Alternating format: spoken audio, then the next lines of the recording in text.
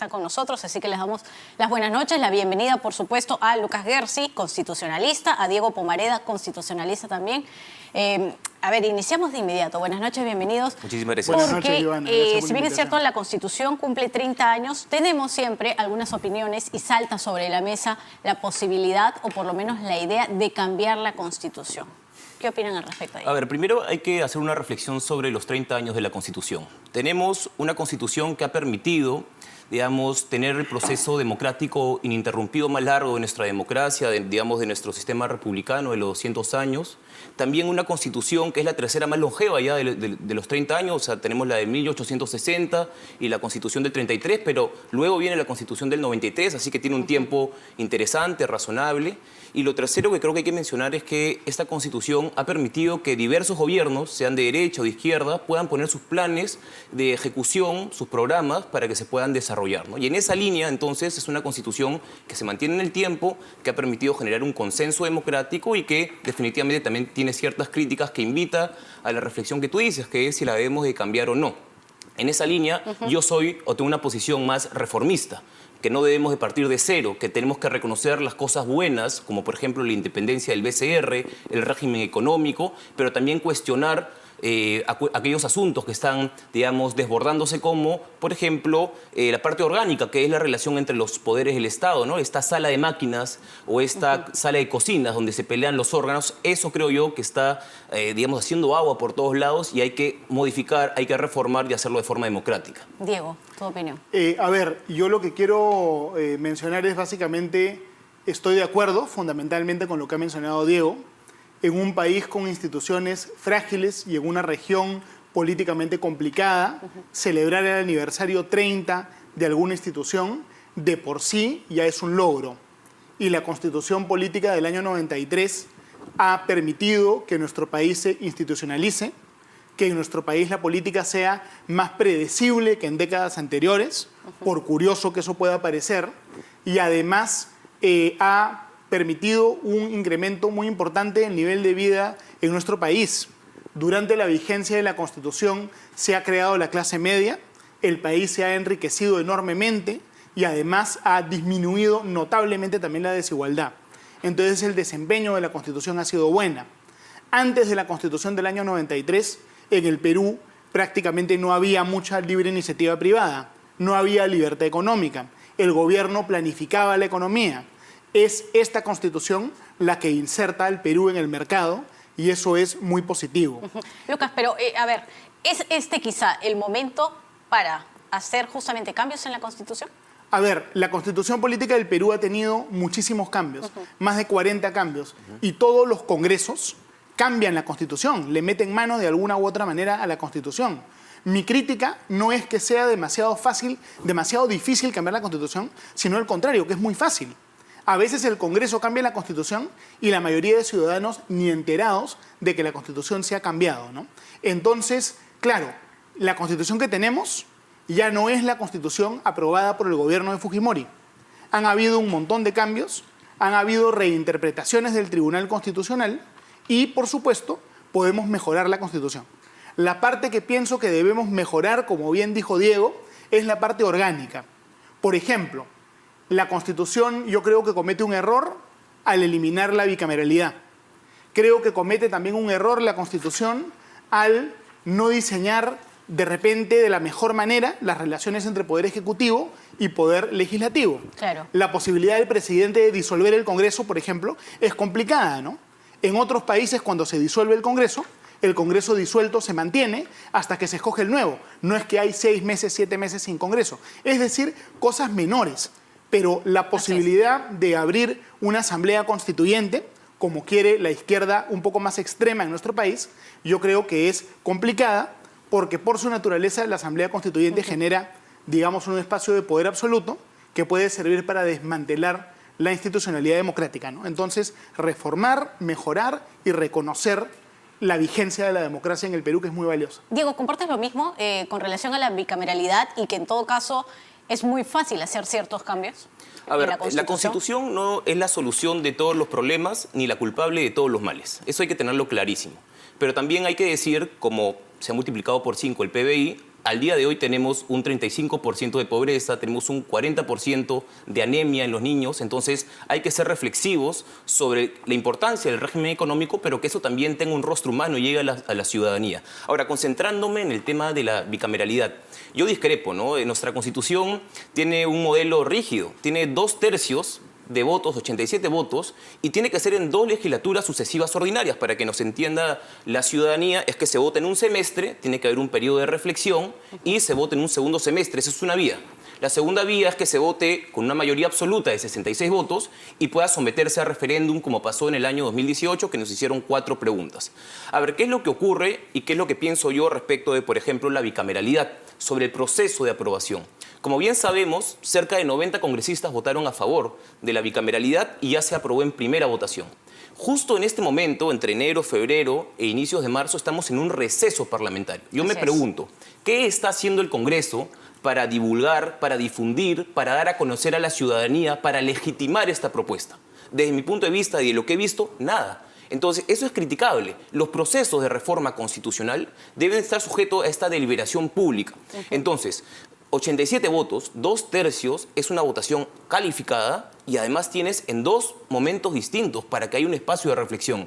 Lo que hace el Congreso, y ahí sí discrepo con la posición de Lucas, es que asume una democracia representativa como una relación de todopoderoso representante y ciudadano alejado desinteresado. Y esa lógica tenemos que cambiarla. Debe haber una lógica de representantes y de ciudadanía. ¿Compartes eso? Es decir, que existe realmente esta dimensión tan larga entre el Congreso y la población. Bueno, a ver, en el Perú el Congreso no representa correctamente a la población.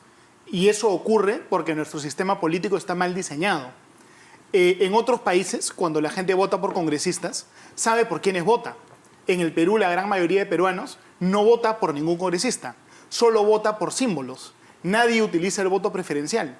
Y tenemos en Lima, por ejemplo, una elección de repente con más de 500 candidatos al Congreso y nadie tiene idea quién es candidato. Es decir, el vínculo congresista-elector es muy débil. Para fortalecer ese vínculo, puede evaluarse un cambio en el sistema electoral, por ejemplo, ya no eligiendo congresistas a nivel de Lima, sino de repente eligiendo congresistas a nivel de distritos, que ya no se escojan 31 congresistas por Lima, sino de repente un congresista quizá por Chorrillos, un congresista por Lince, Jesús María y San Isidro, y así sucesivamente, para que la gente sepa quiénes son los candidatos y no se vote por anónimos. Es decir, el sistema electoral en el Perú debilita mucho la representación. Entonces, en realidad, yo no estoy en contra de lo que dice Diego, ¿eh? Yo estoy a favor. La representación en el Perú es muy débil. Hoy día, con la tecnología, los referéndums pueden utilizarse con mucha mayor facilidad, como lo hacen, por ejemplo, países como Suiza, ¿no? Entonces, la democracia en el Perú es imperfecta, tenemos que mejorarla, pero lo que no podemos hacer es hacerle el juego a los que, con la excusa de hacer una nueva democracia, retiran la democracia momentáneamente, y ese retiro momentáneo de la democracia que permite la construcción de repente de un autoritarismo, ¿no? Que para eso se usan en América Latina contemporáneamente las asambleas constituyentes, ¿no? Ok, vayamos a algunas frases que justamente hoy en medio de la ceremonia se han dado. El presidente de la mesa directiva, Alejandro Soto, ¿no? Él ha demandado respetar la actual Constitución. Dice, ningún país democrático puede crecer y caminar hacia el progreso sin una institucionalidad sólida. ¿Hay realmente un respeto a las instituciones, al Congreso de la República? Desde tu punto de vista. Desde mi punto de vista, a nivel formal, hay un reconocimiento, digamos, a nivel institucional. Sin embargo, hay una falta de legitimidad de las instituciones. Si ustedes, o podemos ver las cifras sobre el Congreso, no pasan del 6, 7, 8% de aprobación. Pero los congresistas no ven esas cifras. Digamos, hay que verlas, porque el Congreso tiene como finalidad última representar los intereses de la ciudadanía. Y si la ciudadanía les dice, ustedes no me representan, o están haciendo muy malas cosas, no están viendo más allá de sus narices, o simplemente no quieren hacer nada por el país. Y eso es claro. Entonces, además, se está debilitando la institucionalidad, ¿no? Ahora el Tribunal Constitucional haciendo, desde mi punto de vista, un trabajo de comparsa del Congreso, la Defensoría del Pueblo, sin levantar la ceja ni siquiera por cualquier asunto, digamos, de acciones violentas que está emitiéndose en el Congreso o a través también del Ejecutivo. Entonces, las instituciones no deben, creo yo, digamos, dejarse de lado. Porque construir democracia, construir constitución e instituciones es como cuando uno construye una arena o un castillo de arena. Lo que uno hace es que se demora mucho para construirlo, pero puede venir una ola, un tumbo y te la derrumba muy fácil. Y creo yo que eso está haciendo el día de hoy el Congreso. debilitando a las instituciones, a la Junta Nacional de Justicia atacándola, a los órganos electorales, también, en este caso, al defensor del pueblo eligiéndolo de cualquier forma. Es decir, el Congreso pide institucionalidad y respeto, pero no lo ejerce. A ver, No da el acá ejemplo. yo sí creo que que tengo una discrepancia con lo que dice Diego, ¿no? El rol de toda institución parlamentaria no solo es legislar, también es el rol de la fiscalización y el rol de los procedimientos de control parlamentario que están dentro de la función de todos los congresos, ¿ah? Entonces, a veces nosotros utilizamos el lenguaje de una manera que no es técnicamente correcta. Cuando el Congreso de la República ejerce una atribución de promover un proceso parlamentario, por ejemplo, respecto de la Junta Nacional de Justicia, o una atribución para elegir al defensor del pueblo, por ejemplo, hay algunos que dicen, ese es un golpe de Estado parlamentario. Y eso no es verdad. No es golpe de Estado parlamentario, sino que es el ejercicio que nos puede gustar o no nos puede gustar de las competencias que sí le corresponden al Congreso. Entonces, una cosa es criticar una decisión que puede tomar el Congreso. Otra cosa es intentar cuestionar la atribución del Congreso de adoptar determinadas decisiones.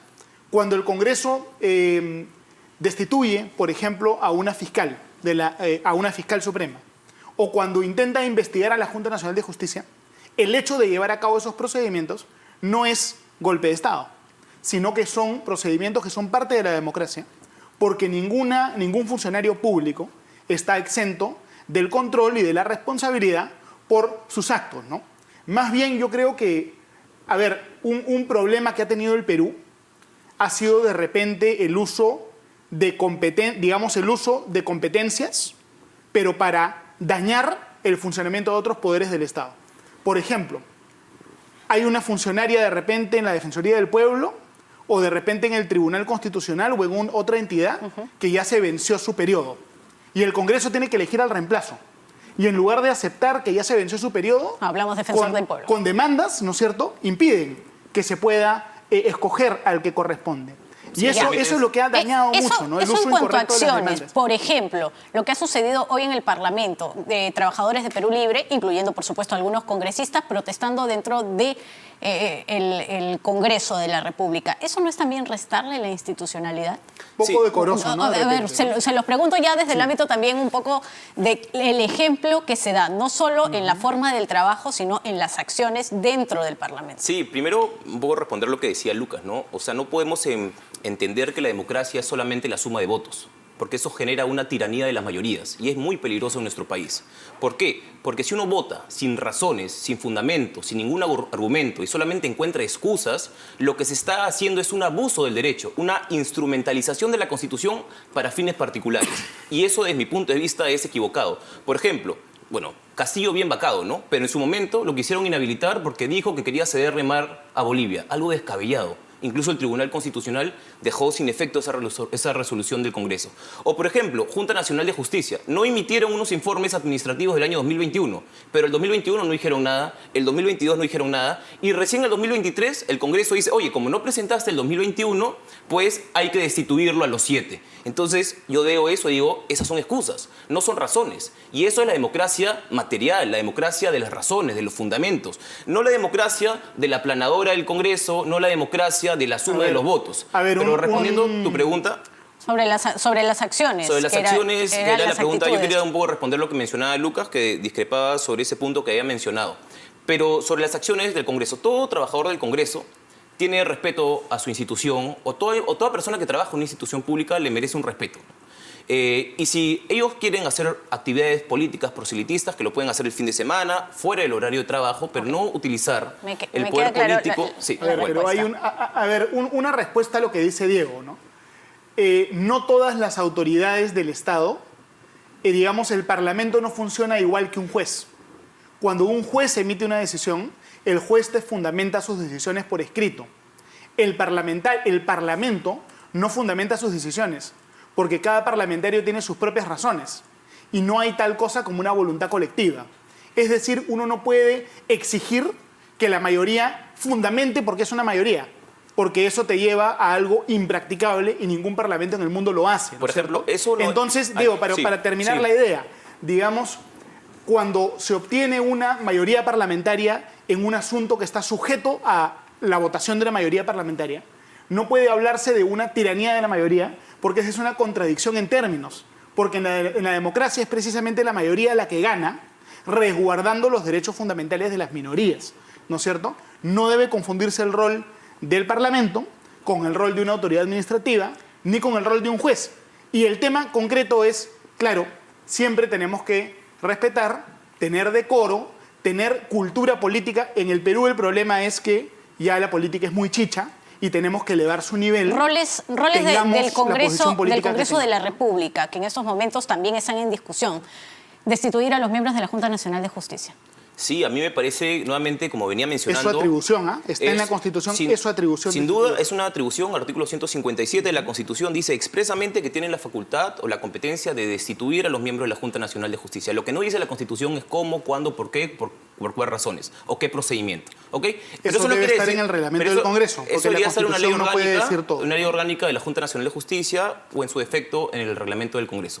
Pero, ¿qué es lo que ocurre? Más allá de si tiene o no la competencia, eso yo no estoy discutiendo. Lo que yo estoy tratando de dar o evidenciar es que las razones, como el informe, o las razones, un pronunciamiento, digamos, que podía ser mal en un momento inoportuno, pero no para destituir un mandato de la Constitución, porque los miembros de la Junta fueron elegidos por un concurso público de méritos, por las máximas autoridades del Estado, y la Constitución les da un periodo de 5 años. ¿Qué es lo que ocurre? Lo que ocurre es que, por ejemplo, uno de los miembros de la Junta cumplió 75 años, pero cuando cumplió 75 años, el Congreso no dijo nada. Cuando cumplió 76 no dijo nada. Bueno, pero desde que postuló se sabía que iba a cumplir 75 años a los pocos meses. La ilegalidad no se ratifica porque no dices nada, ¿no? En ese caso es manifiesto que ella ya superó la edad máxima, y cuando los jueces supremos o fiscales supremos superan la edad, ellos sí se van, ¿no? Lo que estoy tratando de evidenciar ahí hay una irregularidad. Lo que estoy tratando de evidenciar es que si hubiese habido la voluntad de, por ejemplo, salvaguardar la Constitución y la edad,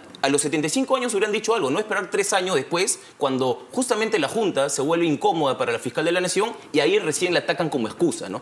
Y además lo que dice Lucas no es tan cierto.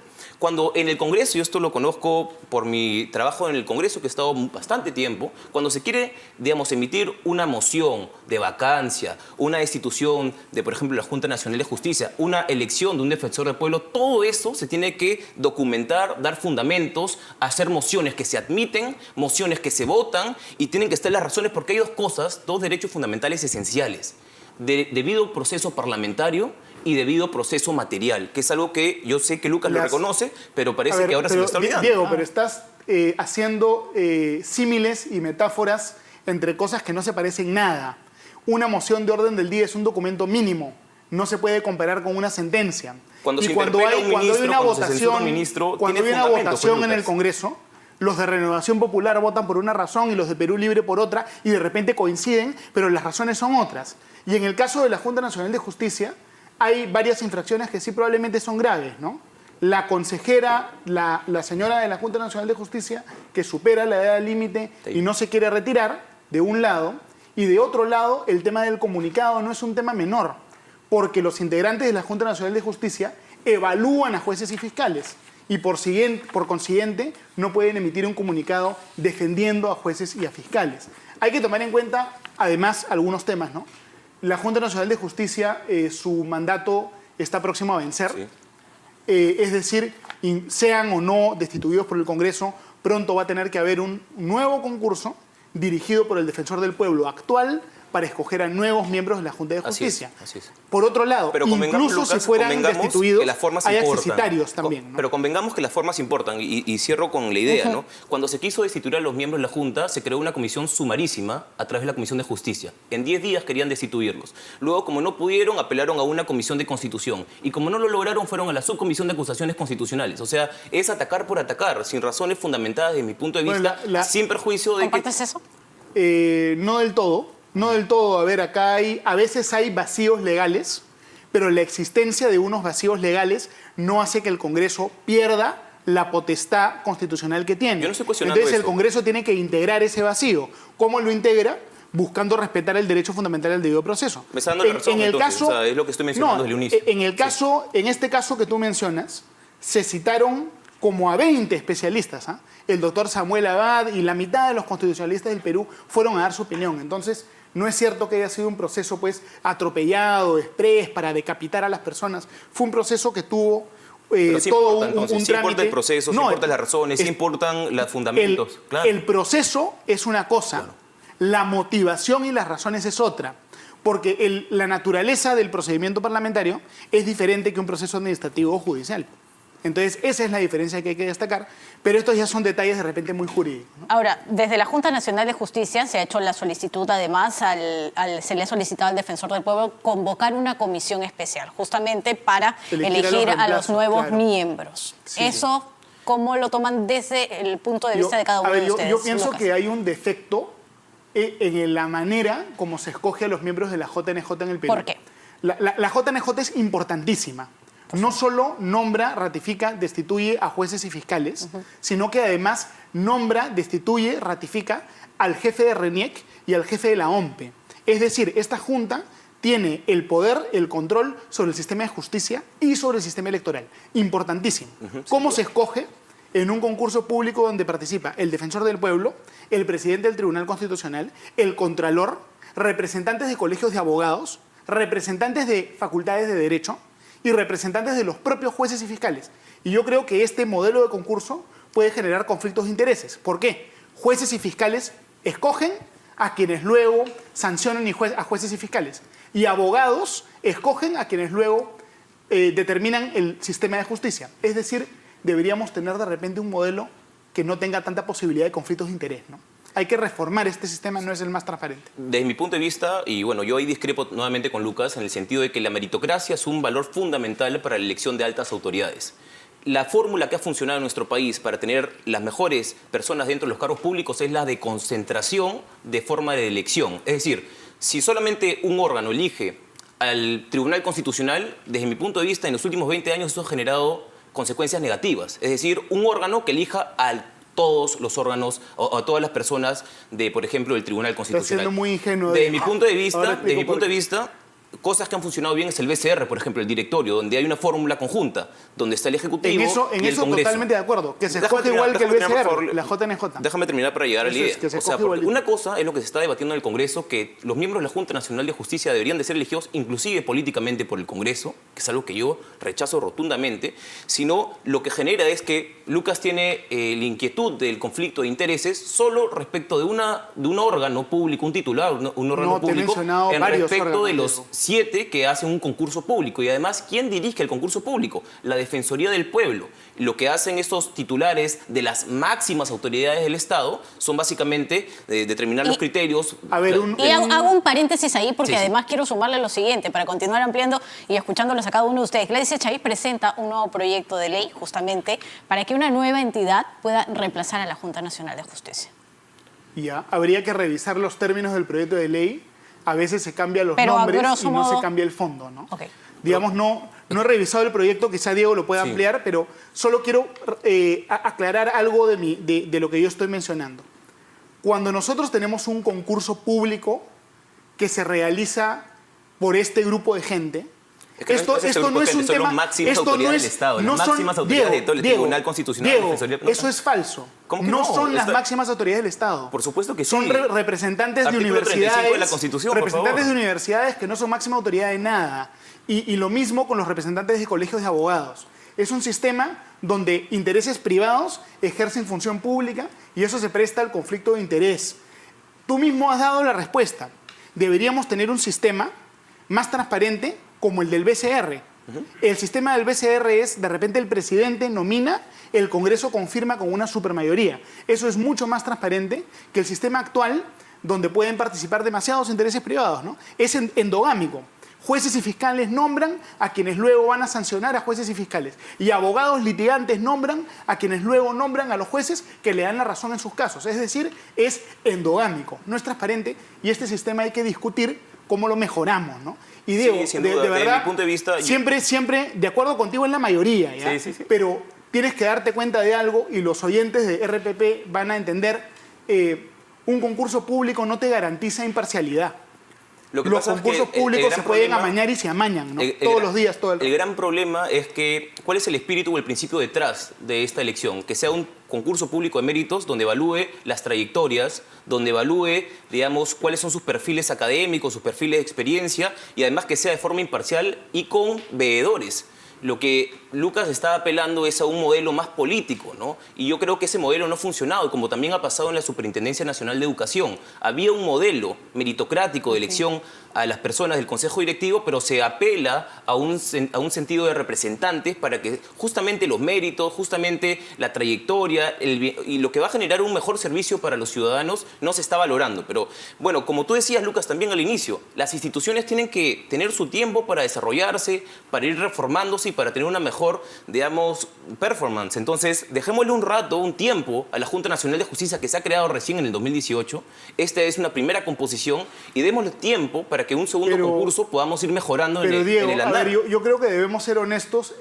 La Junta Nacional de Justicia es lo mismo que el Consejo Nacional de Magistratura, con el nombre cambiado y con detalles cambiados.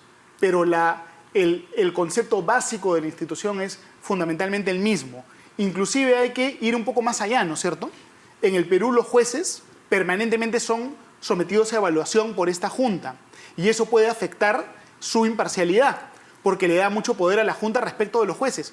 En otros países los jueces tienen una estabilidad casi absoluta y solo en un proceso parlamentario con una supermayoría se les puede retirar. En el Perú el problema es que los jueces también son muy poco estables en su cargo y eso les impide resolver como deben hacerlo. Antes que nos gane el tiempo, sus últimas opiniones acerca de la Junta Nacional de Justicia cuando abre un nuevo proceso disciplinario contra Patricia Benavides y su hermana Inma Benavides por la remoción de fiscales. Correcto. Bueno, ahí desde mi punto de vista, la Junta Nacional de Justicia está haciendo o desarrollando las competencias que tiene la Constitución. Si hay una fiscal de la Nación o un fiscal supremo que está, digamos, interfiriendo en la administración de justicia, dándole la competencia a un fiscal que inicialmente, por ejemplo, no comenzó el proceso respecto de la hermana, o está interfiriendo para acceder a información valiosa dentro de los procesos, pues tiene que investigarse. Por eso la fiscal de la Nación al día de hoy está suspendida, porque han habido un asesor parlamentario, ¿no? Un coordinador, hay un grupo de personas que han evidenciado unos chats que probablemente podrían vincularla a una negociación de votos con congresistas en función a intereses políticos detrás, ¿no? De darle fortalecimiento a la institucionalidad. Pienso que la investigación no es mala, no es negativa, eso no quiere decir que sea culpable y finalmente la intención de la Junta es que la verdad salga a la luz. Ese es mi punto de vista. Sí. A ver, hay que tomar en cuenta que el Tribunal Constitucional tiene un proceso competencial en este momento donde va a revisar si es que esta investigación se llevó a cabo de acuerdo a lo establecido en la Constitución. Y podría inclusive darse el caso de que Patricia Benavides sea repuesta en su cargo por una sentencia del TC. Es una posibilidad. Hay que tomar en cuenta que lo cuestionable aquí es que Patricia Benavides fue separada de su cargo con una norma que no está en la ley, sino que la Junta Nacional de Justicia se creó a sí misma. La Junta Nacional de Justicia no tiene la atribución de inventar reglas y aplicarlas. Tiene que aplicar las reglas que están establecidas en su ley orgánica. Y por ese motivo es que yo pronostico, yo pienso que Patricia Benavides en los próximos meses regresará a su cargo, seguro con una sentencia del TC. Bueno, perfecto. Nos ganó el tiempo. Muchas gracias a ambos por estar aquí. Gracias, Diego, también por el en las intercambio cosas de como son, distintos. compartir sus Siempre puntos de bueno. vista, escucharlos. Como debe Lucas ser, Gersi, sí. constitucionalista, Diego Pomareda, constitucionalista también, por estar aquí con nosotros. Le agradecemos mucho que hayan